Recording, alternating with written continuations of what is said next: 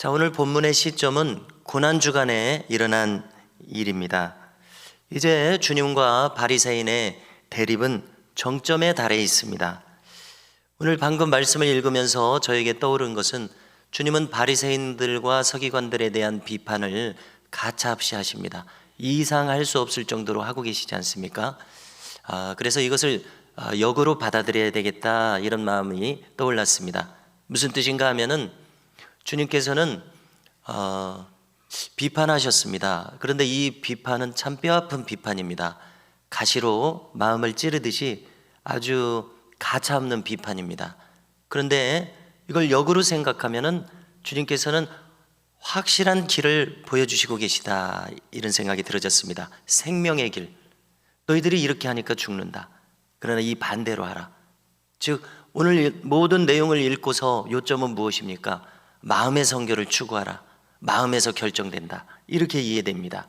그래서 주님께서는 선명한 길을 보여주셨습니다. 그래서 이 새벽에 이 선명한 길 붙들 수 있기를 바라게 됩니다. 어제도 수요기도회 하면서 씨 뿌리는 비유 우리가 다 알고 있지 않습니까? 그런데 또 다뤘었습니다. 그리고 또 다루는 의미는 무엇입니까? 선명한 길을 우리가 붙들게 하시는 의미가 있다고 생각합니다. 씨 뿌리는 비유도 결론은 무엇입니까?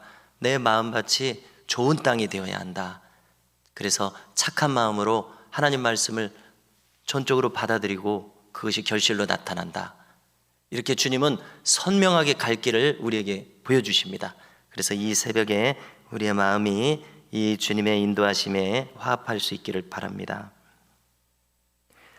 바리새인들의 무리들은 이미 주님을 체포해서 죽일 것을 결의한 상태입니다. 그리고 주님은 지금 성전에서 바리새인들에 대해서 이 23장에서 어제도 같은 본문이죠. 가차없이 다 드러내서 말씀하십니다.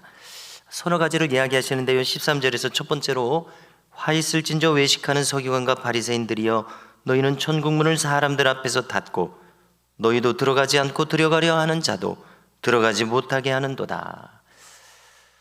바람직한 사람은 어떤 사람입니까? 천국문을 활짝 열고 자기 스스로 활짝 열고 자기도 들어가고 주변 사람들도 이 좋은 곳 함께 들어가게 하는 사람이 좋은 사람일 것입니다. 그런데 어쩌자고 그들은 천국문을 꽉 하고 닫는 사람이 되어버렸습니다. 가련하고 안타깝기 그지없는 영혼들입니다. 외식하는 바리새인들이여 이렇게 하지 않으셨습니까? 그들의 문제점은 한마디로 외식하는 데 있었습니다. 겉은 그럴듯하게 하는 겁니다. 그런데 주님은 너의 속마음을 문제 삼으시겠다는 겁니다. 속에서 다 지금 그릇된 길을 가고 있다, 이것입니다. 겉으로는 최고의 경건을 표방하고 있습니다. 한마디로 그들의 속은 악독이 가득합니다. 이미 예수님께서는 당시 바리새인들에 대한 판단을 끝내셨습니다. 판단을 확실히 끝내셨습니다. 그들에 대한 결정을 내리셨습니다. 마음에 악독이 가득하다는 겁니다. 하나같이 예수님이 만난 바리새인들은 속에 마음에 악독이 가득했습니다. 니고데모 같은 사람이라야 저녁에 와서 살 길을 주님께 물었지. 그들은 소수였지 대다수의 바리새인들은 이미 주님이 판단하셨습니다. 그들은 언행으로 스스로 천국문을 닫았습니다.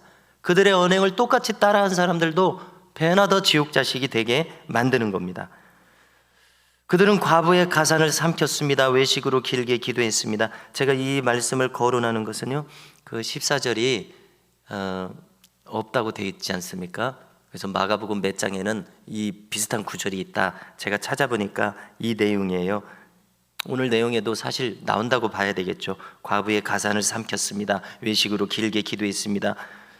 이렇게 그들의 거짓됨은 탐욕과 위선으로 나타났습니다. 둘째 화는 15절입니다. 너희는 교인한 사람을 얻기 위하여 바다와 육지를 두루 다니다가 생기면 너희보다 배나 더 지옥 자식이 되게 하는도다, 말씀하십니다. 바리새인들에 대한 판단은 이미 끝나셨습니다. 어떻게 너희들이 구원을 받겠느냐? 그런데 그들이 전도한 사람도 똑같이 지옥 자식이 되게 하는데 배나 더 지옥 자식이 되게 한다는 겁니다. 자기들 가르친 바리새인들을 따라서 바리새인들을 스승 삼았어요. 그런데 한술 더 뜬다는 말이 있지 않습니까? 마음이 악하게 전도가 된 것이죠. 그런데 이제 한술 더 떠서 더 악한 자로 치닫는다는 그런 주님의 판단입니다. 사도 바울을 보십시오. 다메섹 도상으로 가기까지 하면서 그런 열심이 있었습니다. 그런데 그것이 생명길로 가는 열심이 아니었습니다. 그래서 우리는 열심이 있다고 해서 그것이 그 사람의 진정성을 보장해 주는 것이 아니라는 것을 알 수 있습니다.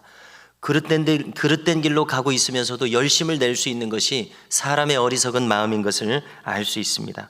참으로 최악의 평가를 그들은 듣고 있었습니다. 셋째 화는 그들은 눈먼 인도자들이었습니다. 소경이 소경을 인도하는 모양새들이었습니다. 자, 이것은 그들이 맹세에 대해서 거론하는 대목으로 나타나고 있습니다. 자, 여기 지금 맹세한다는 말이 좀 어렵게 느껴지는데요. 성전이 나왔습니다. 제단이 나왔습니다. 그리고 하나님이 나왔고 그 다음에 금이 나왔습니다. 무엇을 이야기하는 것입니까? 한마디로 요점을 정리한다면은 그들은 탐욕에 가득 차서 물질을 바라는 것입니다. 그러니까 사람들이 지금 금이라고 하는 것은 헌금을 거론하는 것 아니겠습니까? 헌금을 내면서 맹세를 합니다. 우리가 이해하기 쉬운 말로는 기도를 한다고 해야 되겠죠. 원하는 기도를 드린다 혹은 서원한다, 이런 측면으로 생각할 수 있을 것입니다. 이것을 하는 데 있어서 헌금을 바치면서 하고, 그 다음에 여기 제단의 예물은 무엇입니까? 소, 양, 염소, 비둘기를 말하는 것이죠. 특별히 소를 가리킬 것 같습니다. 그것이 제사장들의 소득이 되지 않습니까? 그러니까 이것은 다 물질 관계에서 이루어집니다. 본질적인 것이 있고 비본질적인 것이 있는데, 금이나 이 소나 양과 같은 이 재물들은 이것이 본질은 아닙니다. 이것은 수단이죠. 마음을 거기에 담아서 하는 것이죠. 본질은 성전일 것입니다. 본질은 그 재물을 불태우는 제단일 것입니다. 그리고 그곳에 임재하시는 하나님이실 것입니다. 그 보좌에 계신 하나님을 지금 예수님이 거론하고 계시지 않습니까? 그런 것들이 본질인데, 본질보다도 그들은 탐욕에 가득 차 있기 때문에 황금과 재물에 지금 눈독을 들이고 있는 것입니다. 그래서 본질은 가벼이 여기고 그런 것을 강조하는 것입니다. 그래서 성전에 나오는 사람들이 헌금하고 헌물하는 그것을 더 바라고 있는 그 모습입니다. 자, 어제 저녁에 씨 뿌리는 비유에서 가시떨기는 왜 결실하지 못했습니까? 세 가지를 얘기하셨었습니다. 재물과 향락, 그리고 또 한 가지. 자, 여기 재물에 주목하십시오. 재물의 유혹에 가로막혀서 결실하지 못한다고 했는데요, 함께 생각해 보실 때 이 세상의 대다수의 사람들의 마음이 그와 같다고 저는 판단하게 됩니다. 재물의 유혹에 가로막혀서요, 믿는 자나 믿지 못하는 자나 결실하지 못합니다. 오직 좋은 땅만 결실합니다. 재물이 얼마나 인간에게 큰 부분을 차지하고 있습니까? 재물에 막혀서 결실하지 못하는데 바리새인들의 모습이 딱 그런 모습이었습니다. 넷째 화는 23절입니다. 박하와 회향과 근처의 11조는 들이되 율법에 더 중한 바 정의와 긍휼과 믿음을 버렸도다. 그러나 이것도 행하고 저것도 버리지 말아야 할지니라. 그들의 경건은 탁월했습니다. 여기 이 거론된 것들은 아주 작은 것들입니다. 작은 것들의 11조로도 할 정도니까 그들의 경건은 철저하고 탁월했습니다. 이것은 예수님도 지금 인정하고 계십니다. 자, 그런데 겉으로는 그런 철저한 경건을 그들이 행하고 있지만 속마음을 주님은 다루고 계시지 않습니까? 속에서는 반드시 있어야 될 율법 정신이 빠졌습니다. 한마디로 정리하셔서 그것은 정의와 긍휼과 믿음이었습니다. 우리 옛 성경에서는 의와 인과 신이죠. 의로움, 인, 자비와 사랑, 신, 믿음입니다. 신실함입니다. 이것은 그대로 하나님의 성품입니다. 예수님의 성품입니다. 믿는 자의 성품도 이와 같아야 될 것입니다. 바리새인들은 믿는 자들 아닙니까? 그러면 속에 이 성품이 있어야 되고 이 성품을 추구해야 될 것입니다. 우리도 마찬가지입니다. 그런데 겉으로는 철저한 경건을 행하는데 속에서는 이것이 빠졌다는 것입니다. 자, 한 가지 저는 이것이 떠오릅니다. 안식일에 손 마른 자를 고쳤었는데 바리새인들은 그 자리에서 이런 놀라운 일, 엘리야와 같은 선지자가 우리에게 다시 나셨다고 하면서 하나님을 찬양하는 것이 아니라 왜 안식일에 고치냐? 이렇게 마음이 비뚤어졌습니다. 그들의 마음속에서는 긍휼의 마음이 없습니다. 생명의 역사가 일어나면 하나님을 찬양해야 될 것 아닙니까? 그런데 그렇게 마음이 식어져 있습니다. 그래서 우리는 이런 모습을 보면서 우리의 마음도 비춰봐야 될 것입니다. 우리도 이처럼 경건을 추구하는 삶을 살아가면서 의와 인과 신을 버려버리는, 정말 필요한 율법 정신을 버려버리는 어리석음에 빠지기 쉬운 위험성이 우리에게도 있다고 해야 되지 않습니까? 그렇기 때문에 우리는 지금 이 대목을 잘 받아들여야 될 줄로 믿습니다. 생명의 역사를 찬양하고 사모하는 그런 마음이 우리에게 필요합니다. 그들은 하루살이는 걸러내고 낙타는 삼켰습니다. 무슨 뜻입니까? 사람을 대하는 시각이 이와 같았습니다. 사람을 수단시했습니다. 사람을 차별했습니다. 하루살이는 무슨 뜻입니까? 그들 눈에는 별것 아닌 사람들이 있었습니다. 여러분들 한번 생각해 보십시오. 바리새인들은 지도자들입니다. 저와 같은 목회자라고 봐야 될 것입니다. 제가 교우들을 차별하는 시각으로 대하고 있다고 한번 생각해 보십시오. 결코 그런 일이 있어서는 안 되죠. 그러나 그들은 차별하는 시각으로 사람들을 대했습니다. 그들 눈에는 별것 아닌 사람들이 있었습니다. 그들 눈에는 쓸모있는 사람들이 있었습니다.